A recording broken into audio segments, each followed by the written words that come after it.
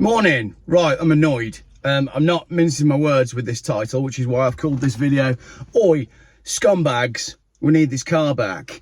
Do you remember this story from the Birmingham Mail on the 18th of June? Mercedes with 753,186 miles on the clock pulled over on the M6. You will have seen this everywhere because is it Reach Media PLC, that scumbag company that run all of the local newspapers, that run all of the exact same articles all around the country to ensure that we're all singing from the same hymn sheet and getting exactly the same news at exactly the same time. Yeah. They published the article, so it was on, I saw it on Birmingham Live, you would have seen it on the Leicestershire Leader, the Nottingham Post, it would have been everywhere. It's one of those stories that is just everywhere. Officers pulled the motor over after spotting some defects. A Mercedes, which clocked up a massive 753,000 miles, was pulled over by police on the M6. So basically they spotted the car.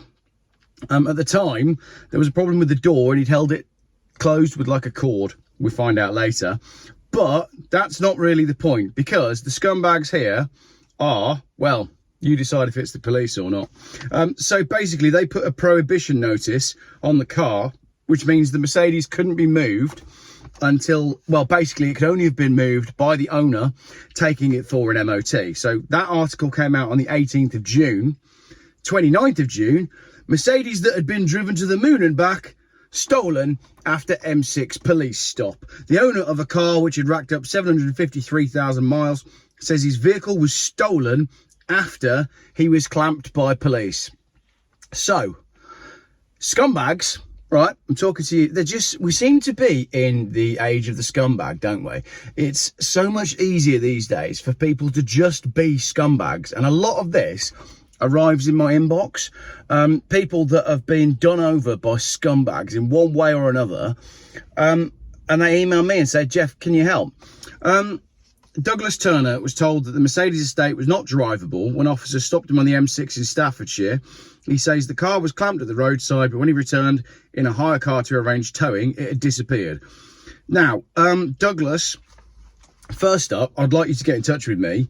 I want to know that you've explored all of your options. You know, was it towed? Because I've had this happen before. I had a car go missing outside my house, and it turned out it's because in my process of cleaning the car, I'd removed the number plates, and then I'd forgotten about it, put the kids to bed, and left the car parked outside on a private bit with no number plates on it. And I phoned the police in the morning and said, my car's been stolen.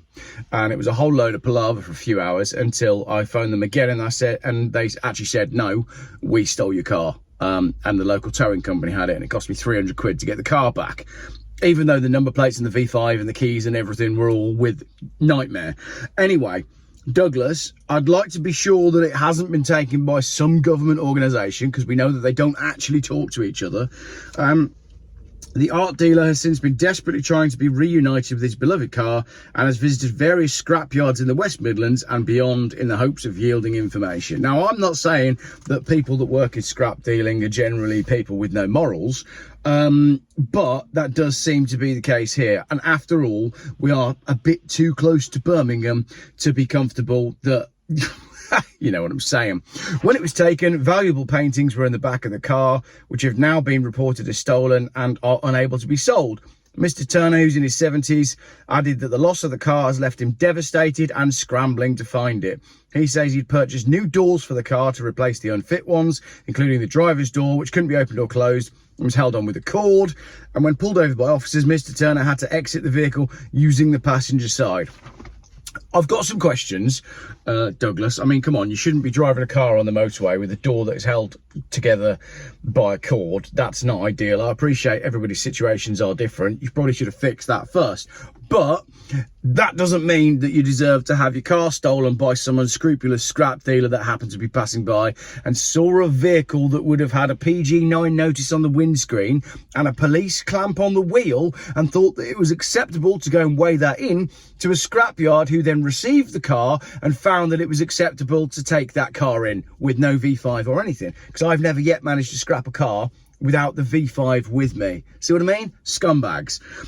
Douglas's stepson, Simon, said, unfortunately, his car has disappeared and it would seem that it had been stolen with its contents, which included some paintings.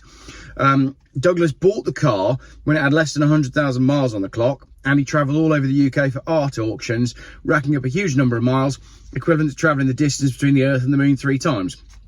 There is no trace of the car. It was presumably taken using a low loader. You know all those cameras that they've got all over the motorway, right? You know, everywhere you go, there's cameras and ANPR systems everywhere, right? That Mercedes had number plates on it. If the police wanted to find this car, they could find it in about 10 minutes using CCTV footage and ANPR. But they're not going to. Oh, hang on. No, hang on. Here we go. Mr. Douglas is willing to pay a substantial reward for the car's return and contents. He's very attached to the car and he's hoping to make it to 1 million miles. He said it's ironic that the police put it on the internet and several news outlets reported it, and now it's disappeared without a trace. However, it was stolen on the 13th and the article didn't pop up on all the main things. Like the one I've got from Birmingham Mail was dated the 18th, so that was 5 days later.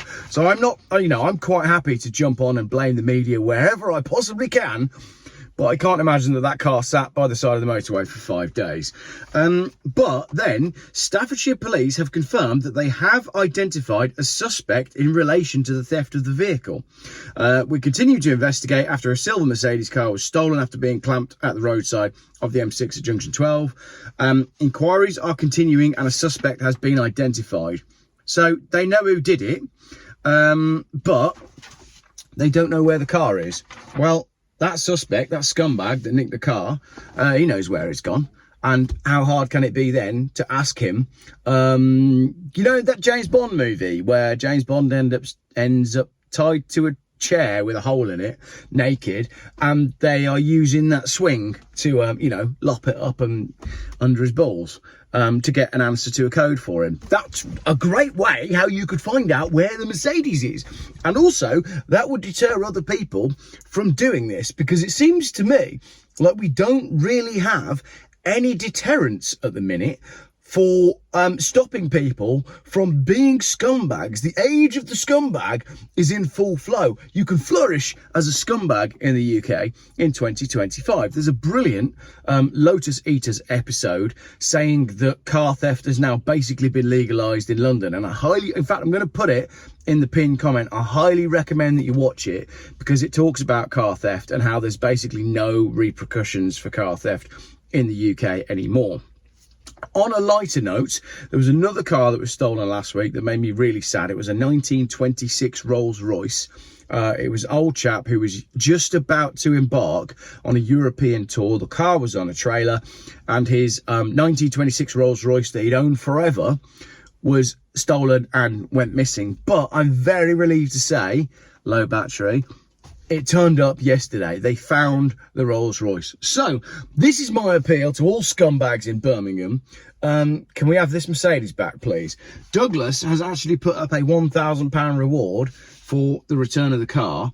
And Douglas, I'd like you to get in touch with me, because I'm pretty keen for you to get this car back. So do you know what? I'll chuck 200 quid in as well. So the reward for the return of this car is now 1,200 quid. I'm sick of seeing people done over by opportunist scumbags, and it's a great shame that we live in a society where opportunist scumbags not only seem to flourish, but actually seem to do better than the people that do follow the rules. Strange times in 2025. Speaking of opportunist scumbags, I'm now going to do some more research on Motability from the YouTube short that I put up yesterday, and we're going to talk about that. But I think in this case, the opportunist scumbags are actually the government, who are using Motability to prop up the car industry and indeed the economy, which is failing, which is why we don't have enough police, which is why the scumbags feel like they can do exactly what they want at any time they want without a fear of being caught. You're waiting for the humdinger at the end of the video where I say, but actually, it's all going to be okay. Thanks for watching.